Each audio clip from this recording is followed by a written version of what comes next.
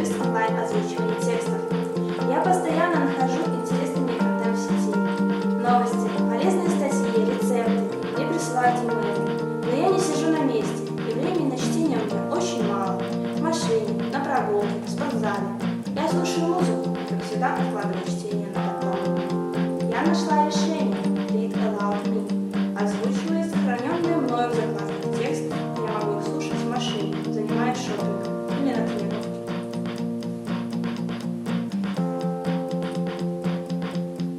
Social networks may keep us connected to the people we care about, but sometimes the important updates ends.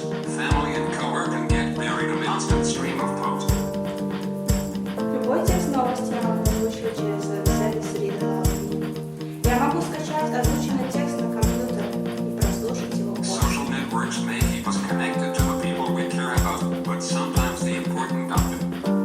Разместив плагин на вашем сайте, можно озвучивать тексты непосредственно на самой странице сайта.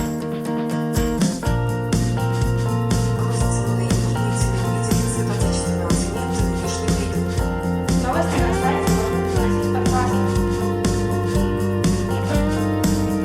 Но в прошлой неделе я съел крыс стартап-группы притяжения, Сохранить новости в Google Reader или Get я могу прослушивать их на любом мобильном устройстве через приложение Read Aloud Me. Мои ленты новостей в Твиттере, Фейсбуке, ВКонтакте, а также приходящие мне имейлы я могу слушать как радио. Text Red Rasta 90,999 to give $10 to disaster relief. Используйте свое время разумно. Пользуйтесь Read Aloud Me.